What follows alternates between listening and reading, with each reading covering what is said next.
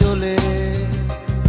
মারা গেছেন একটি চাদর হবে খ্যাত সঙ্গীত শিল্পী জেমস সুমন। তার মৃত্যুর খবর সোশ্যাল মিডিয়ায় নিশ্চিত করেছেন সঙ্গীত শিল্পী ফাহমিদা নবী। ফেসবুক পোস্টে তিনি জানান, হার্ট অ্যাটাকে মৃত্যু হয়েছে জেমস সুমনের।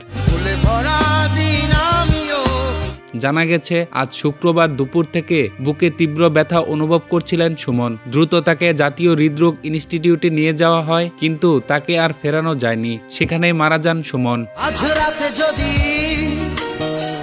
জেমস সুমনের প্রকৃত নাম গালিব আহসান মেহেদি। সুমন তার ডাকনাম। 90-এর দশকের শেষ দিকে সঙ্গীত কেরিয়ার শুরু তার। পরিচিতি পান একটা চাদর হবে গান দিয়ে। 2002 সালে বিটিভির একটি ম্যাগাজিন অনুষ্ঠানে গানটি প্রচারের পর ব্যাপক সাড়া ফেলে। রাতারাতি আলোচনায় চলে আসেন জেমস সুমন।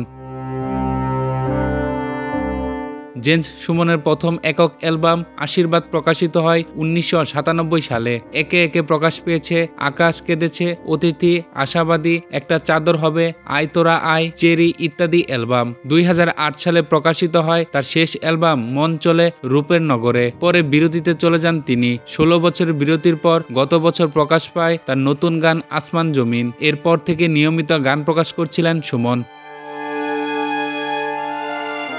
গত সেপ্টেম্বরে গণমাধ্যমকে তিনি জানিয়েছিলেন, লম্বা বিরতি শেষে নতুন করে শূন্য থেকে শুরু করেছেন তিনি। তবে সঙ্গীত ক্যারিয়ারের নতুন এই ইনিংস দীর্ঘায়িত হলো না জেমস সুমনের।